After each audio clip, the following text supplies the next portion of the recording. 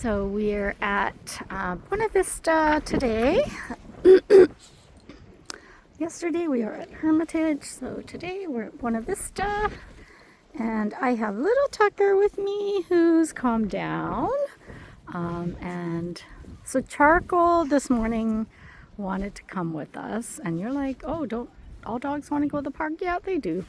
But on days where he just kind of lays on his bed and he's like not really showing interest in leaving his bed, then I do let him stay home and rest. Hey, Charcoal. Or if I notice like his leg is weak and it's shaking, then I leave him at home to rest and take him on a shorter walk. Hey, Charcoal.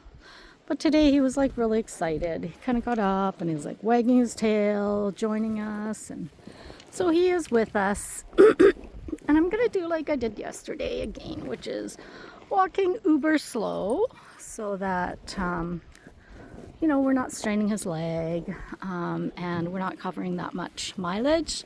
But we're still at the park for a length of time so that Chewy, who is off exploring, can go exploring.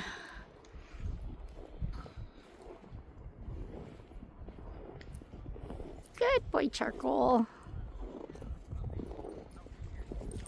Yeah, so Tucker started off pretty barky and he's like barking at everyone and every dog. So I did put a leash on him just to calm him down, give him some time to calm down. And he did that. And he just gets overly excited and that's how he shows it. But the thing is, like, some dogs actually get triggered by that, so it's not something that I try to encourage, and it's actually something that I do try to work on with them. So, oh, there's Chewy. So I do, so every time Chewy's here, I do try to get videos of him, because then he just disappears pretty quick, because he's like, on to my next adventure. Yeah, there he goes. And he's out of view. Oh, no, there he is, and he's out of view. So, yeah, so anyways, about the barking. Yeah, so, so I put a leash on him, and he pretty soon got the message. He's like, oh, if I bark, I lose my freedom. So we'll see how well it works. And so right now there's nothing for him to bark at, so hopefully it works out well. I did have to releash him when I let him go, and he started barking again. And then he pretty much got the hint quieted down. And then once he quieted down, oh, there's a bunny rabbit. Oh my gosh. That's too funny. That dog totally lost the scent. But Chewy didn't catch on to it. Chewy's like, what, buddy? Did you say there's a bunny rabbit? Yeah, I speak dog, so, I'm translating. But that was funny, and that bunny actually wasn't even going very fast. That's so funny. But yeah, these are hounds. So yeah, they are all like, what? Huh? That's so funny. Oh, Tucker, come here, bud. Yeah, you don't need to bark. Good boy. Yeah. Yeah, and the other thing to try and do when, they're doing something that we don't want them to do is to interrupt the act, because the more we let them get away with it, the more it becomes sort of an automatic response where they don't even think about it and they just do it automatically. So when it becomes a habit, it's tough for them to break. Good boy, bud. Okay, come on. Good job. Good job, bud. Yeah, but Tucker just gets excited. He's like, "Wow, what's going on, guys? What's up? What's all this commotion about?" Yep, that's me speaking dog again. Good boy, Charcoal. Yep, and Chewy is probably with that group trying to find their bunny, because I'm sure the scent is over there. He'll find his way back. He always does.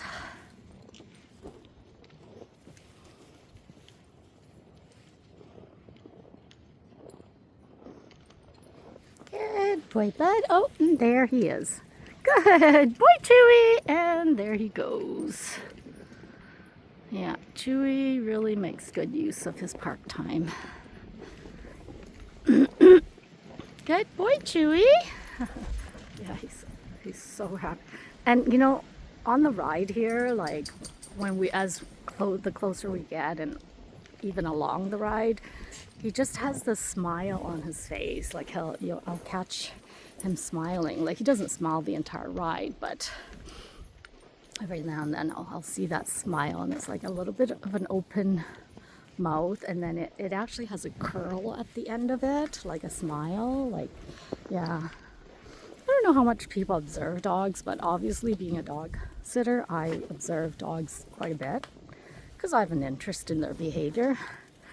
And like, oh man, yeah, like dogs smile, they show emotion. I don't know why people have to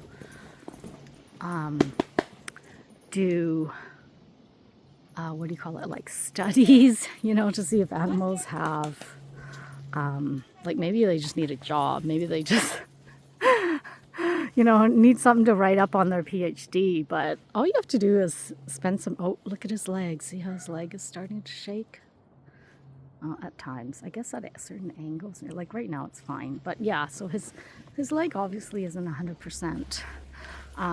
So yeah, we'll just take it slow today. But yeah, like just spend some time with a group of dogs, you know, like after 2 weeks, a month, a few months. Like you don't need any standardized testing to see if they have emotions. Like they have emotions, they show emotions, they have lots of ways of communicating through their body language.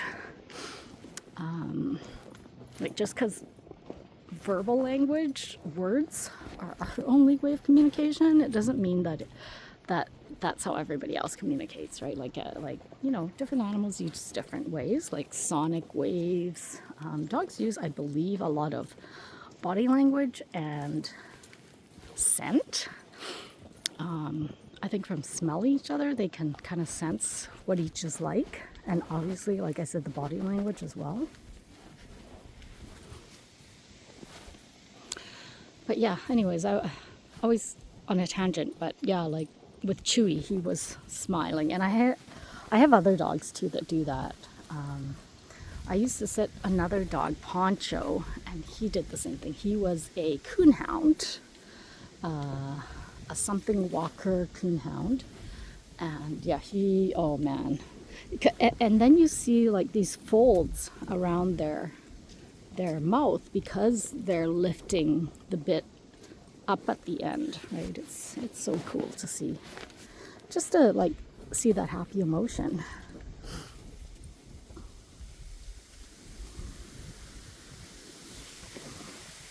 Oh, there's Chewy. He's always kind of out and about, but he does go sort of way into there to explore and sniff and hunt. Yep, and one time I think he found like a dead bird, maybe a baby bird, and like I'm sure it was dead. I don't think it was a live one. Anyways, he was like stuck in the spot for a long time, and by the time I got there, he'd already done his thing. And the only way I knew was later on, like 5 minutes later or something, he threw it up. Thank goodness. Yeah, so sometimes they can get into things they're not supposed to, but good thing his body was like, buddy, we're not having any of this. I don't think this is good for us. So the body, I find, is pretty smart too.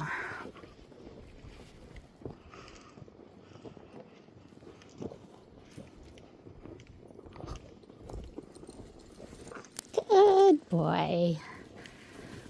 Good boy, Charcoal. And I think Charcoal's mission in life, it's kind of funny because, yeah, I do dissect all the dogs. Or I just notice things, I guess. I don't really dissect it. But I notice Charcoal likes to be out and he likes to mark things. That's his thing, is marking. Yeah. So he silently goes around saying, this is, you know, this is my boundary. This is my property. This is me leaving my scent. But he has a really chill way of doing it. Like there's not an aggressive bone in his body at all. He's very mild-mannered. And in fact, the other night we took a walk. It was so cute. And there was this lady that was coming up behind, like we were coming to Verge at a T intersection. And so then we ended up both going like the same way. And she waited for us to go ahead. And I said, you know, he's fine, he's friendly. And she's like, oh, it's not your dog, it's my dog. I don't trust my dog. And it was a little, what was it? It was a little Shih Tzu, like the most adorable looking Shih Tzu. And so then when I told her it was okay, she kind of like very reluctantly let her dog and Charcoal meet. And of course nothing happened because I'm sure Charcoal gives off this very non-aggressive vibe, right? Yeah, and she was so impressed, like the owner, because I guess, you know, the dog just reacts to like quite a few dogs, and especially if I guess they're bigger than her dog, because she said her pup has been bitten a couple of times by their neighboring dog, and she's like, I'm not sure if that has anything to do with it. And I was like, of course that has something to do with it, right? That's a little traumatic. It's like, wow, when I meet a fellow dog, I get hurt. Anyways, so I, you know, and she was, and I said, you know, like, this is really good for your dog to be able to walk side by side with another dog, to be with another dog that is not threatening at all whatsoever. So that it balances her out, right? It balances her dog's mentality out that, gee, not all dogs are crazy and will bite me. But yeah, so she was so impressed. And then that dog ended up kind of like mimicking Charcoal, which is really cute. So when dogs start mimicking each other, it means that they get along well and, you know, they like each other and they're respecting each other. Yeah, so like, and it would like wait for Charcoal to walk, and it would want to walk behind Charcoal. I probably should have filmed it, but I didn't because I was talking to the owner. But yeah, so cute when dogs, when you observe dog behavior. Good job, guys. Good boy, Chewy. Good boy, bud. Yeah, so you notice Chewy's always kind of popping in and out, and he doesn't really say anything. He just like, and I do try to acknowledge it, saying like, oh, I noticed you're there, bud, thanks. And then he just goes off.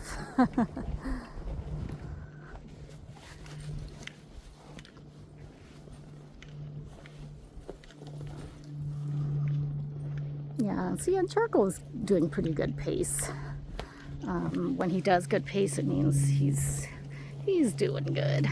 I find if they're tired, they will, and they don't want to walk, they will find ways of not moving. Like, oh, I'm sorry, I'm busy sniffing this spot for 5 minutes. You know, guess you guys are just gonna have to wait and hold on and not walk any further.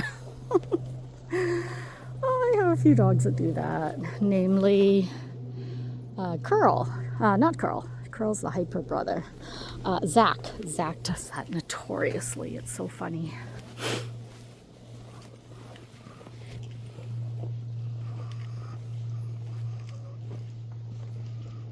Oh, and there's Chewy. There goes Chewy. Yeah, no, Charcoal's doing really well. So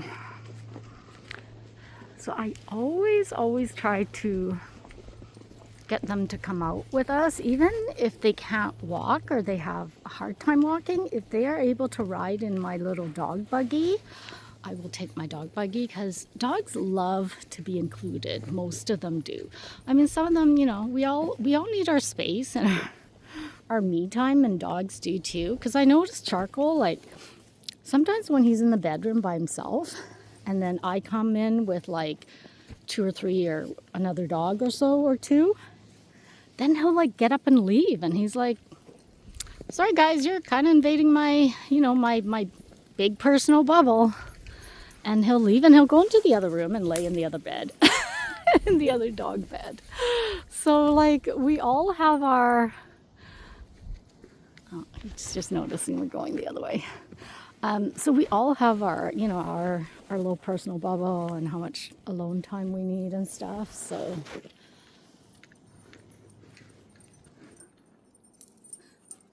good boy, buddy.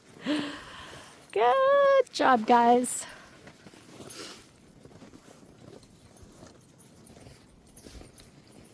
I love this little extremely not well known, not obvious little wooded trail. It's almost like our private little trail because very little people know about it.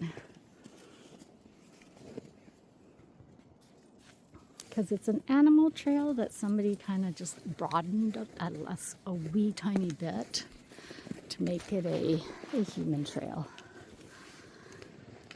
Yeah, so it's not like maintained by the park or anything.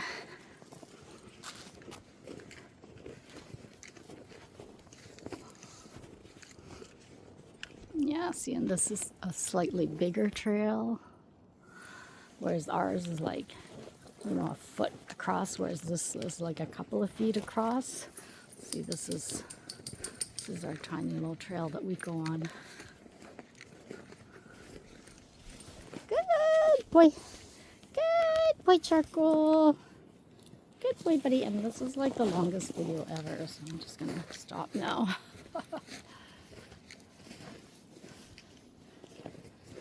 Good boy. Chewy's up ahead there.